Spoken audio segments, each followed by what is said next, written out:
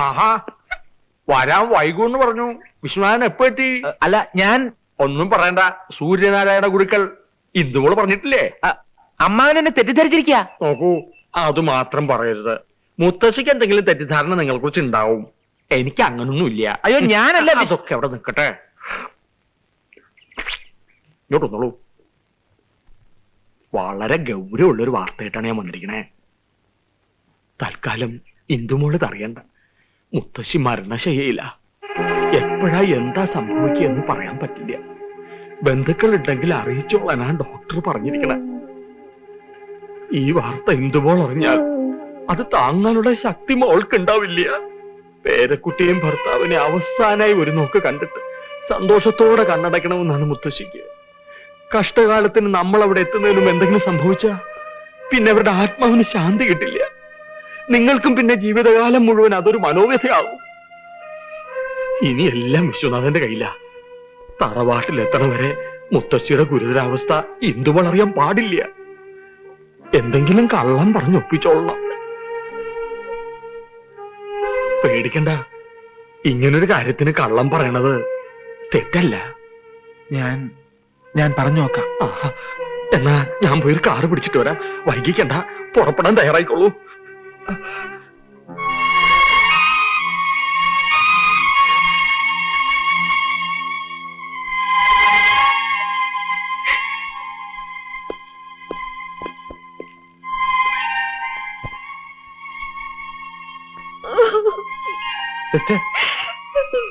Sister കരുതും പോലെ അത്ര സീരിയസ് ഒന്നുമല്ല.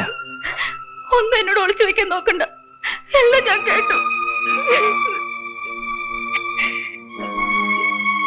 ഞാൻ വിശ്വനാഥനല്ലെന്ന് പല പ്രാവശ്യം പറയാൻ തുടങ്ങിയതാ. പക്ഷേ മുത്തശ്ശിയുടെ കാര്യം പറഞ്ഞപ്പോ പിന്നെ ഒന്നും അങ്ങോട്ട് പറയാൻ പറ്റിയില്ല.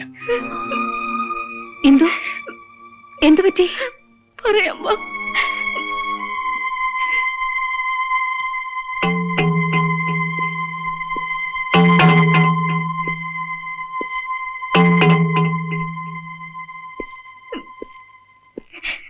നീ ഇങ്ങനെ കരഞ്ഞോണ്ടിരുന്നാൽ എങ്ങനെയാ?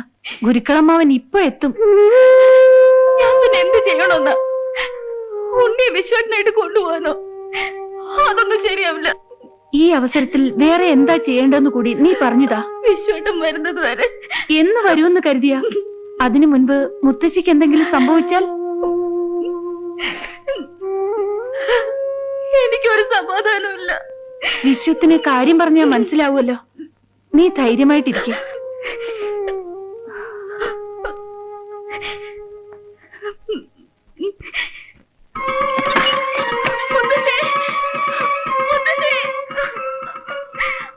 മനസ്സിൽ നിൽക്കണ്ട, പോന്നോളൂ. കൃഷ്ണ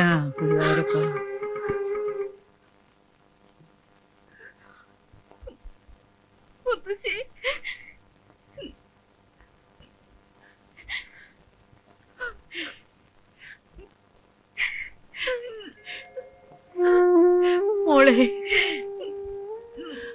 മോളെ,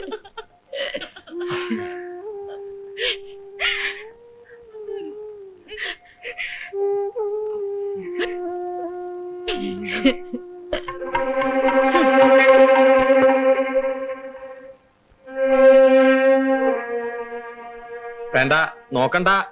ഞാൻ തന്നെയാ കൂട്ടിക്കൊണ്ട് വന്നിരിക്കണേ. ചെയ്തു പോയ തെറ്റുകൾക്ക് മാപ്പ് ചോദിക്കാൻ തന്നെയാ കുട്ടികൾ വന്നിരിക്കണേ.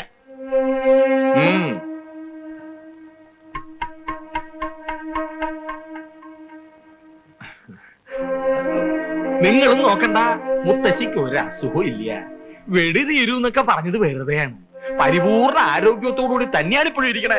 ക്ഷമിക്കണം, കുട്ടികളെ ഇത്രടം വരെ എത്തിക്കാൻ ഗുരുക്കൾക്ക് അങ്ങനെ ഒരു അടവ് പ്രയോഗിക്കേണ്ടി വന്നു. കളരിയിലോട്ട് ഇല്ലതാനും. അതുകൊണ്ട് എന്തായി? നേടി. മുത്തശ്ശി നേടി. എന്റെ ദൈവമേ, ഒന്ന് ചിരിച്ചു കണ്ടുല്ലോ. എനിക്കിനി മനസ്സമാധാനായി. എന്നാൽ എന്റെ കുട്ടി എന്നോടൊരു വാക്ക് പോലും പറയാ. ഇനി പഴംപുരാണൊന്നും വേണ്ട കേട്ടോ. ദേ, ഇവരെയൊക്കെ ആദ്യമായിട്ട് കാണുകയല്ലേ.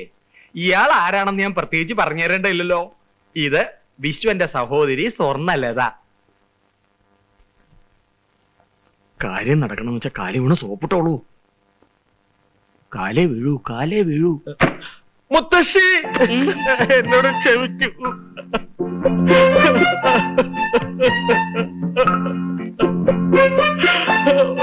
മുത്തശ്ശി. എഴുന്നേൽക്കും. ഇനി എന്തൊക്കെ പറഞ്ഞാലും നിങ്ങൾ ചെയ്ത തെറ്റിന് നിങ്ങളോട് ക്ഷമിക്കാതിരിക്കുന്ന പ്രശ്നമില്ല.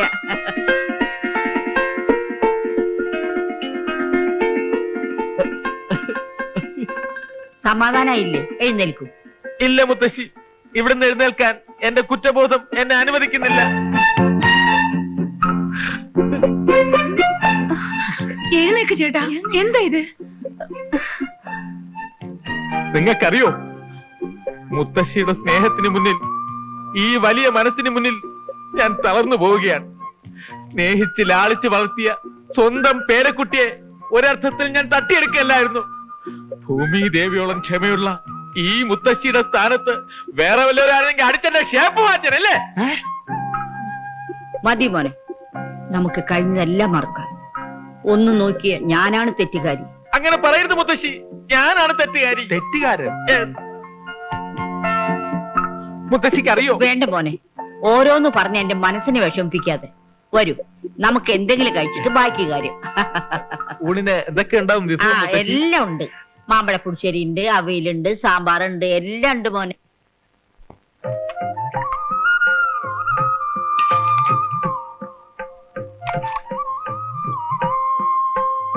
മോനെ എല്ലാം അറിയാലോ. നൃത്തം, സംഗീതം, പാചകം.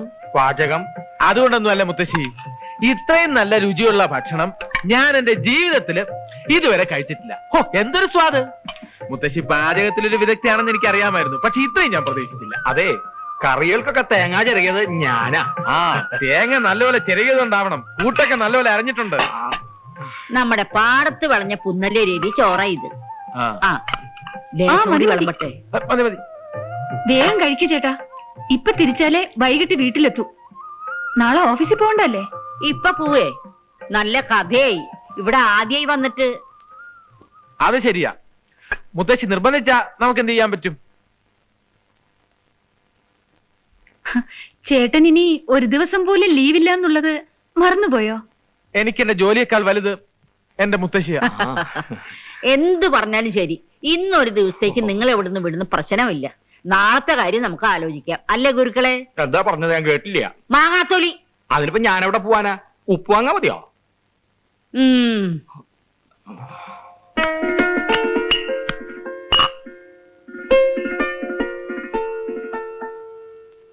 എന്നാൽ ഇത്രയും നല്ലൊരു ചുണക്കുട്ടിയെ ഇന്ദുവിന് ഭർത്താവായി കിട്ടിയല്ലോ. മുത്തശ്ശിക്ക് സമാധാനായി. ഈ കഴിവുകളെന്ന് പറയുന്നത് നമ്മുടേതാണ് മുത്തശ്ശി, എല്ലാം മോളിലുള്ള ഒരാൾ തരുന്നതല്ലേ? അതേ മുത്തശ്ശി, 2-4 ദിനം കൊണ്ടൊരുത്തനെ തണ്ടിലേറ്റി നടത്തുന്നതും ഭവാൻ. വാഴുക മുകളിലേറിയ മന്നന്റെ തോളിൽ മാറാപ്പ് ഏറ്റുണ്ണഴുമ്പവാൻ. ഞങ്ങള് കുടുംബപരമായിട്ട് വലിയ ഈശ്വര വിശ്വാസികളാ. സമയം കിട്ടുമ്പോഴൊക്കെ ജ്ഞാനപ്പാന പാടിക്കൊണ്ടിരിക്കും അല്ലേ? ഈശ്വര വിശ്വാസം വളരെ നല്ലതാ ഉണ്ണി. ഉണ്ണിയല്ല, വിശ്വനാഥൻ. എനിക്കെല്ലാം ഒന്നാ. എന്റെ മോനെ, ഇന്തൊരു കഥയില്ലാത്തോള. കോളേജിലൊക്കെ പോയി പഠിച്ചെന്നല്ലാതെ ഒരു കാര്യം നോക്കി നടത്താൻ അവൾക്കറിയില്ല. അയ്യോ, അങ്ങനൊന്നും പറയരുത് മുത്തശ്ശി. ഒരു ചുക്കിനും ചുണ്ണാമ്പിനും കൊള്ളാത്ത എന്റെ ഈ പെങ്ങളെ വെച്ച് നോക്കുമ്പോ ഇന്ദു എന്ത് മിടിക്കുക. ബുദ്ധിയില്ല എന്നുള്ളത് പോട്ടെ, അല്പമെങ്കിലും സൗന്ദര്യം ഉണ്ടായിരുന്നെങ്കിൽ ഏതെങ്കിലും മണ്ടന്മാരെങ്കിലും വന്ന് കെട്ടിക്കൊണ്ടുപോയി. വിശ്വം, കുറുമ്പ് കുറച്ച് കൂടുന്നുണ്ട് കേട്ടാ. അതെയോ? ആ, ഞാൻ മോളെ കാണാൻ കാത്തിരിക്കായിരുന്നു. വരൂ.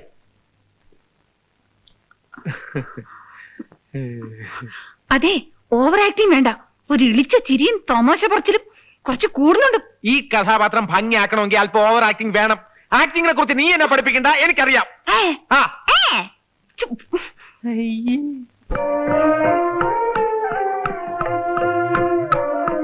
ഇതെല്ലാം ഇന്ദുവിന് അവകാശപ്പെട്ടതാ.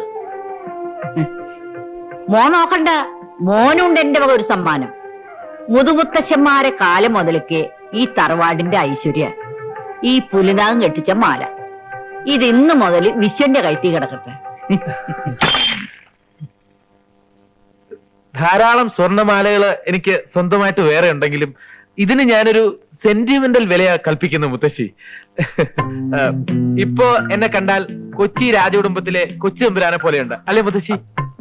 അയ്യോ മുത്തശ്ശി, എന്തായി കാണിച്ചേ?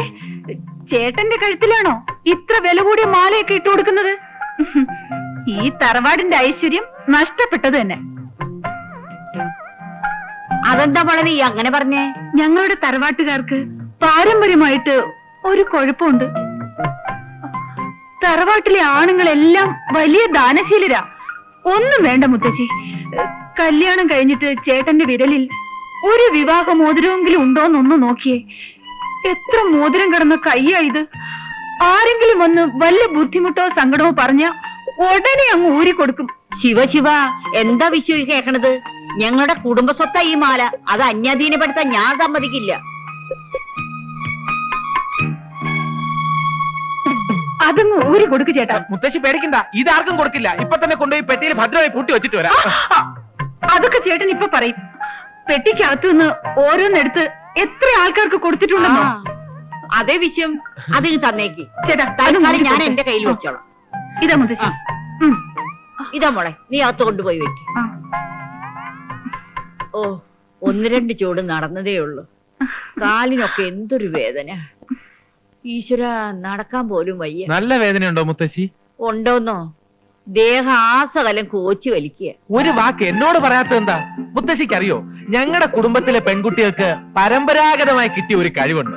അവരുടെ കൈ കൊണ്ടൊന്ന് തൊട്ടാ മതി, ഏത് വേദനയും പമ്പ കിടക്കും. പ്രത്യേകിച്ചും ഈ തലമുറയിൽ എവളുടെ കൈപ്പുണ്യം ഒന്ന് വേറെ തന്നെയാ. തടവി കൊടുക്കൂലേ? വേണ്ട കുട്ടി, കുട്ടി ഇതൊന്നും ചെയ്യണ്ട. അതൊക്കെ ഞാൻ ഗുരുക്കളെ കൊണ്ട് ചെയ്യിച്ചു. അയ്യോ, അതിന്റെ ആവശ്യം എന്താ? നമ്മുടെ മുത്തശ്ശിയെ പോലെയല്ലേ ഈ മുത്തശ്ശിയും. തടവി കൊടുക്ക. എവളുടെ ഒരു സ്പെഷ്യൽ സ്റ്റൈലുണ്ട്, അതൊന്ന് കാണണം. വീണയിൽ ഇങ്ങനെ വിരലോടിക്കുന്ന പോലെ ഇരിക്കും. കണ്ടോ? ആത്മാർത്ഥ കണ്ടോ? ഓ, എന്തൊരു ആശ്വാസം മോളെ.